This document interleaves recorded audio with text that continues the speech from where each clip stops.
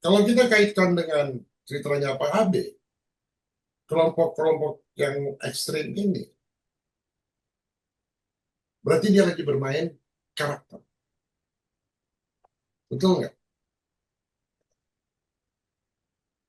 Iya. Yang kita hadapi ini karakter, bukan kepribadian. Berarti satu pengkondisian, satu brainwash.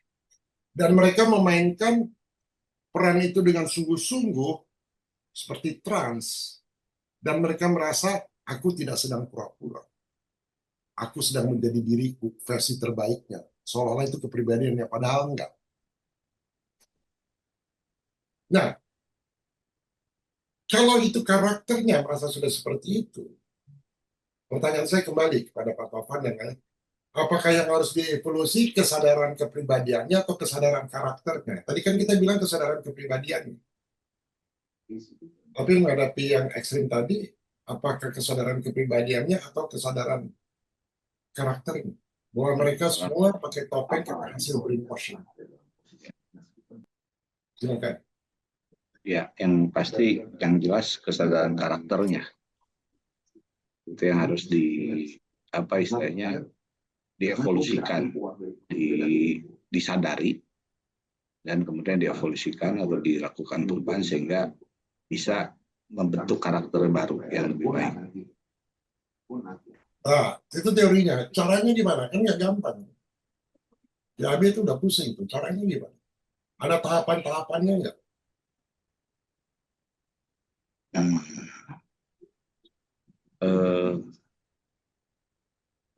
Tahapan-tahapannya ya mungkin bisa pakai teknik seolah-olah dulu.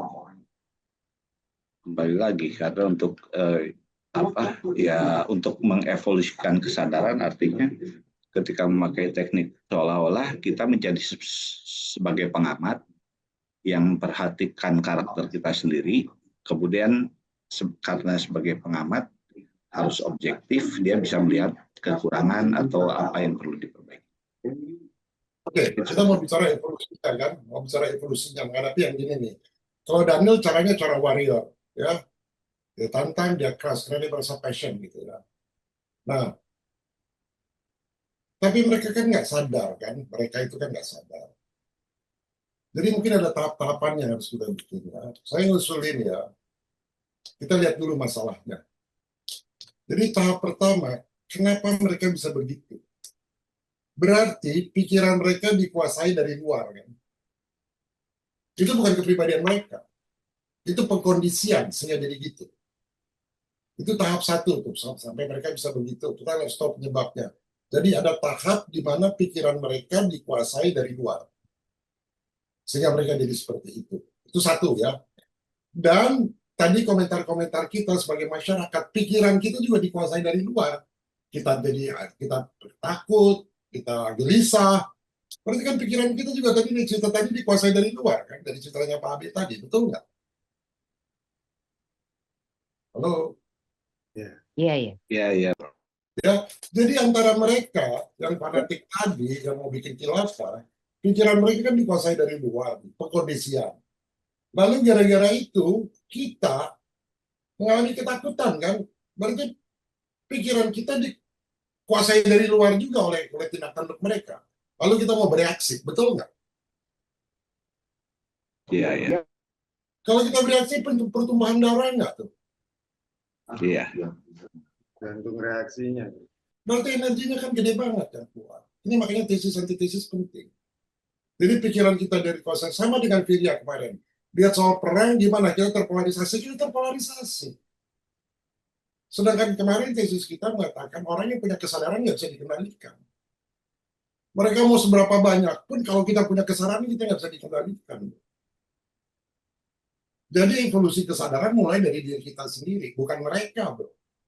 Kita terpolarisasi nggak dengan cerita itu. Makanya saya bilang saya nggak khawatir.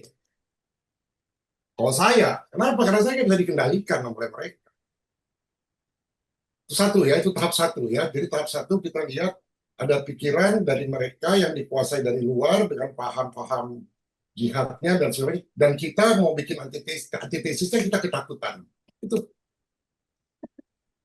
Nah, tahap duanya, Mereka sadar nggak bahwa dirinya itu diprogram? Lalu kita sadar nggak diri kita juga bahwa kita diprogram sampai kita takut dan kita mau bereaksi? Sadar nggak itu? Saya mau evolusi kesadaran dari sini dulu. Sampai tidak tadi kita harus matiin Zoom-nya, kita nggak rekam, karena sensitif itu kan menunjukkan kita ketakutan. Ya, karena tadi di relay, Prof. Nggak apa-apa, justru itu. Padahal forum ini bisa menyadari. Kalau di relay Prof. kenapa? Kita takut. Ini kan forum Bukan. pencerahan, beyond spirituality.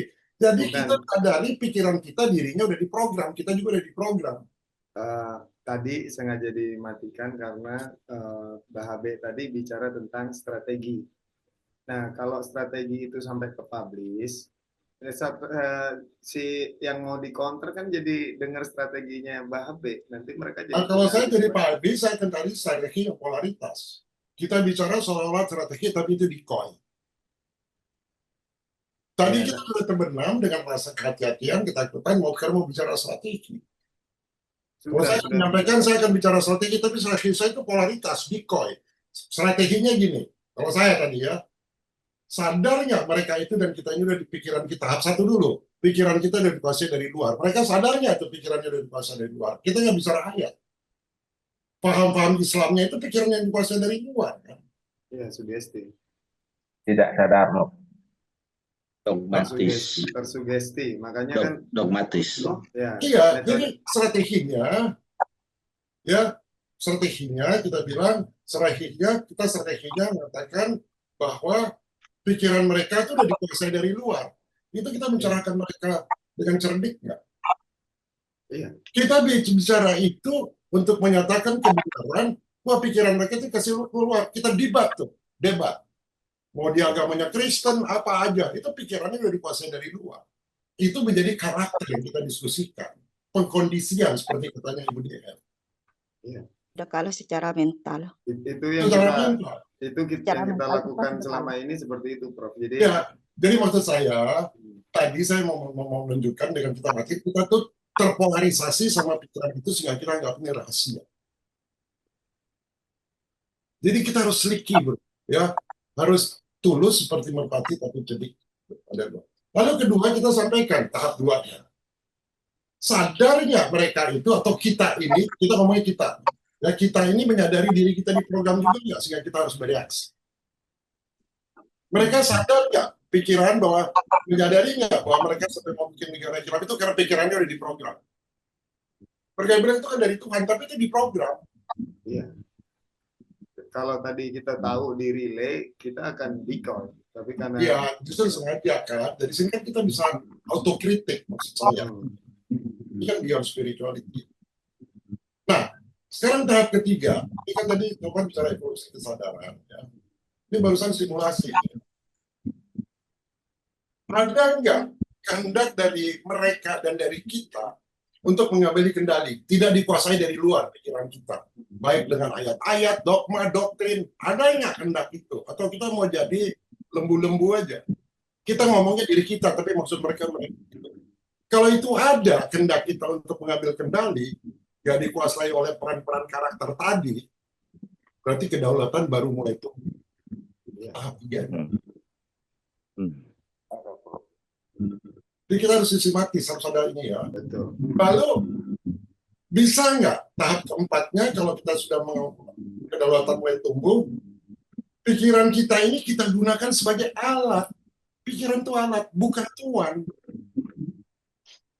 Berarti mereka itu, pikirannya itu udah jadi tuannya. Mereka dimanfaatkan atau jadi jongosnya, terpolarisasi. Minggu lalu kan kita bicara gitu, pertanyaan dengan soal peran. Kenapa? Karena kesadarannya belum bangun. Pikirannya dijadikan tuan, harus bikin khilafah. Jadi tuan tuh, jadi Tuhan malah itu. Pikiran itu hanya sebagai alat. Nah, tahap kelimanya, bisa nggak kita sadar bahwa kesadaran kita itu melampaui pikiran yang dikondisikan tadi. Kesadaran itu hakikatnya itu. Bisa nggak kesadaran kita melampaui karakter-karakter yang menjadi pikiran kita, karakter-karakter yang kita mainkan. Itu semua karakter yang bermacam-macam itu, ya itu semua pikiran. Bisa nggak kesadaran itu melampaui pikiran karakter-karakter itu? Kalau itu sudah gitu, maka kita punya kedaulatan penuh ada di tangan kita sebagai sang pengamat, observer. Coba diskusi nanti kalau kita bikin videonya, you lihat video tadi diskusi dari Pak Abe, kita lihat dengan kesadaran yang melampaui pikiran yang disampaikan oleh Pak Abe, kita nggak terpengaruh. Kenapa? Karena kita punya kesadaran, kita udah bangun, kita punya kedaulatan kesadaran ada di tangan kita. Dan yang bikin tadi hati-hati karena nyebut nama. Iya, itu maksud saya. Jadi supaya kalau kita bicara kesadaran, ada evolusinya, harus ada tahap-tahapnya, bro. Iya. Gimana kita mau mengevolusi kalau yang dievolusi nggak tahu bahwa pikirannya, dia nggak sadar kalau pakai pikirannya itu diprogram. Persis seperti kata Ibu DF tadi. Bahwa pikirannya itu dikuasai dari luar.